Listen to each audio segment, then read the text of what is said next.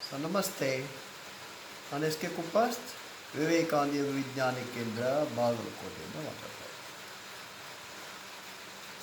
ಕುಂಭಕ ಪ್ರಾಣಾಯಾಮದಲ್ಲಿ ಹಾಗೂ ಬಂಧಗಳನ್ನು ಏನು ಉಪಯೋಗ ಮಾಡಬೇಕಂತ ಹೇಳ್ತೀವಿ, ಅದರಲ್ಲಿ ಕೆಲವು ಎಚ್ಚರಿಕೆಗಳನ್ನು ನಮಗೆ ತಗೋಬೇಕು. ಈಗ ಸಾಮಾನ್ಯ ಉಸಿರಾಟದಲ್ಲಿ 500 cc ಅಷ್ಟು ಪ್ರಾಣವಾಯು ನಮ್ಮ ಶರೀರವನ್ನು ಪ್ರವೇಶ ಮಾಡುತ್ತೆ. 500 cc ಅಷ್ಟು ಅಂಗಾರಾಮ್ಲವಾಯು ಹೊರಗಡೆ ಹೋಗುತ್ತೆ. ಸಾಮಾನ್ಯ ಉಸಿರಾಟ ಇಲ್ಲಿ ನಾವು ವಿಲ್ಫುಲ್ ಬ್ರೀದಿಂಗ್ ಮಾಡ್ತೀವಿ. ಅದಕ್ಕೆ ಮನಸ್ಸು ಕೊಟ್ಟು ಉಸಿರಾಟದ ಕ್ರಿಯೆ ಒತ್ತು ಕೊಟ್ಟು ವಿಲ್ಫುಲ್ ಬ್ರೀದಿಂಗ್ ಎಕ್ಸಸೈಸ್ ಇರ್ಬೋದು ಅಥವಾ ಪ್ರಾಣಾಯಾಮದ ಕ್ರಿಯೆಗಳಿರ್ಬೋದು, ಅಲ್ಲೇನು ಮಾಡ್ತೀವಿ ಆವಾಗ ಈ ವಾಲ್ಯೂಮ್ 10 times ಇನ್ಕ್ರೀಸ್ ಆಗುತ್ತೆ.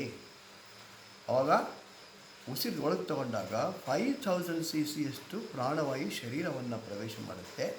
5000 cc ಅಷ್ಟು ಅಂಗಾರಾಮ್ಲವಾಯು ಹೊರಗಡೆ ಹೋಗುತ್ತೆ.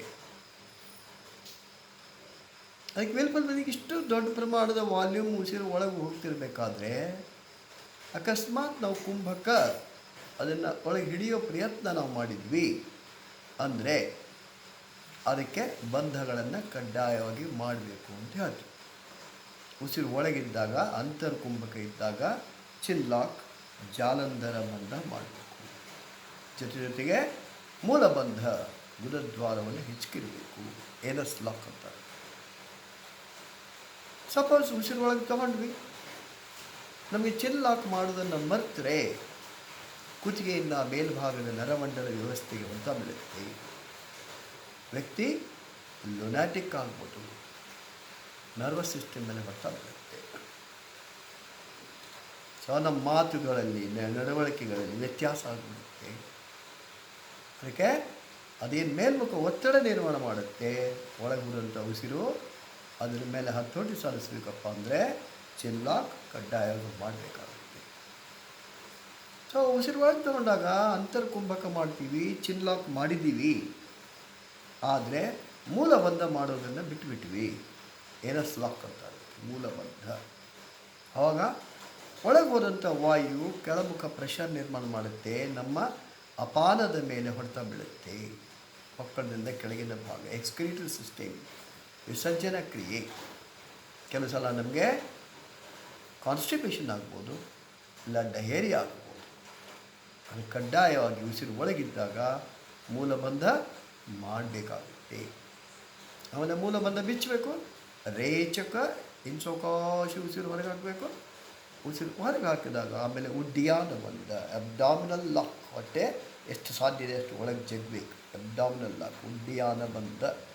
ಅದರಲ್ಲಿ 16 ಸೆಕೆಂಡ್ ಹೀಗೆ ಇರಬೇಕು ಅಂತ. ಅಕಸ್ಮಾತ್ ಉಡ್ಡಿಯಾನ ಬಂಧ ಮಾಡಿಲ್ಲಪ್ಪ, ದೊಡ್ಡ ವಾಲ್ಯೂಮ್ ಒಳಗೆ ಹೋದಂಥ ಉಸಿರು ಸೊ ಹೊಟ್ಟೆಯನ್ನು ಮುಂದೆ ಒತ್ತುತ್ತೆ. ವ್ಯಕ್ತಿ ವಿಕೃತಿ ಆಗ್ತಾನೆ, ಬೊಜ್ಜು ಬರೋ ಚಾನ್ಸ್ ಇರುತ್ತೆ. ಅದಕ್ಕೆ ಬೊಜ್ಜು ಬರಲಿಕ್ಕೆ ಆಹಾರ ಒಂದೇ ಕಾರಣ ಅಲ್ಲ. ಸೊ ಅದಕ್ಕೆ ತಪ್ಪು ಪ್ರಾಣಾಯಾಮದ ಕ್ರಿಯೆಗಳು ನಾಡಿ ವ್ಯವಸ್ಥೆ ಮತ್ತು ಥೈರಾಯ್ಡ್ ಗ್ರಂಥಿನೂ ತೂಕ ಹೆಚ್ಚಾಗಲಿಕ್ಕೆ ಕಾರಣ ಆಗುತ್ತೆ. ಕಡ್ಡಾಯ ಉಡ್ಡಿಯಾನ ಬಂದ ಇದು ಮಾಡಬೇಕಾಗುತ್ತೆ. ಒಂದು ಕಡೆ ಒಬೆಸಿಟಿ ಆಗುತ್ತೆ, ಇನ್ನೊಂದು ಕಡೆ ಗ್ಯಾಸ್ಟ್ರಿಕ್ ಪ್ರಾಬ್ಲಮ್, ಆ್ಯಸಿಡಿಟಿ ಮತ್ತು ಸ್ಟಮಕ್ ಪೇನ್ಗಳ ನಿರ್ಮಾಣ ಆಗ್ಬೋದು. ಉಡ್ಯಾನವನ್ನು ಮಾಡಲಿಲ್ಲ ಅಂದರೆ ಕಡ್ಡಾಯವಾಗಿ ಉಡ್ಯಾನಬಂಧ ಮಾಡಬೇಕು.